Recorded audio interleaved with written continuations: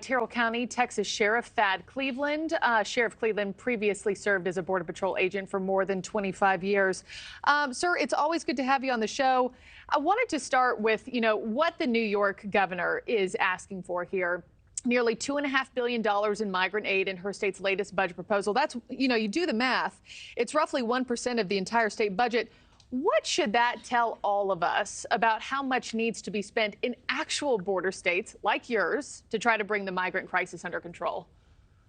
Yes, ma'am. And you look at the figures that the governor put forth there in New York, and then you compare that to what Texas has spent. We've already spent multiple billions of dollars. We had another legislative session where several more $1 billion were approved for border security funding, specifically even $1 billion for Texas to build the fence here. And I'll tell you what, Secretary Mayorkas continues to say it's a inherited problem that he inherited, and it's a world migration event, but that's furthest from the truth. If you look back at the presidential debates in 2019, now President Biden specifically mentioned that he would welcome asylum seekers, and he even mentioned that he, under President Obama, had built 700 miles of fence. Yeah. I wanted to also take your, speaking of President Biden and the White House, what's your take on today's meeting? The president has obviously invited a handful of congressional leaders on both sides of the aisle to finally come to the White House to talk about this supplemental aid package. Border funding is part of the deal. Do you have any confidence anything will actually come of this meeting? And again, hope's not a strategy, but I do always have faith in our leadership. We haven't seen much tangible come out of these meetings previously. And what we don't need is more money thrown at the border. Yes, we can enhance security as far as with technology and fencing. But what the president continues to say is that, in his administration, that they've offered to put more money at the border. What we need is a policy. Right now, there is absolutely no policy along our border. It's a free-for-all. Migrants know that if you come to our border, you're going to be let into the United States freely. Yeah, and many of those migrants have told our border correspondents, including myself at one point, that they have come at this time because they figured it'd be more, welcomed by open arms by this particular administration. Just back to mentioning quick the New York budget proposal. That is all coming at the same time that you have these worsening tensions between the Biden administration and the state of Texas over how to handle border security. And as you know, the Justice Department has asked the Supreme Court to now get involved and force Texas to grant federal agents access to Eagle Pass, which has been seen as the epicenter of this crisis. This after the 2 children were found dead last weekend. Sir, do you think Texas is overstepping by keeping Border Patrol agents off of that land? Is that the answer?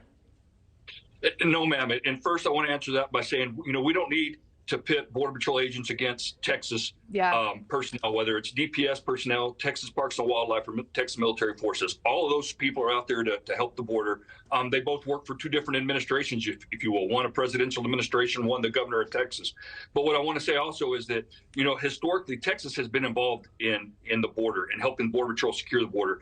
I actually spent 6 months at the state of Texas. I was Border Patrol's representative back in 2008 when Governor Rick Perry had Operation Border Star going on. Now with Operation Lone Star under Governor Abbott, he's doing much more because it's a catastrophe at our border. He's protecting Texans. He's also protecting the United States. What he has done is much needed and very welcome by myself and my county. And I can speak on behalf of Border Patrol agents for what the state's doing to help them out. And, speaking about Border Patrol agents, what he has done from this specific sector, has barred federal agents, which is Border Patrol agents, from coming there. And just from my time at the border, you talk to these Border Patrol agents and they will tell you, most of them off camera, under anonymity, that the Biden administration has failed Border Patrol.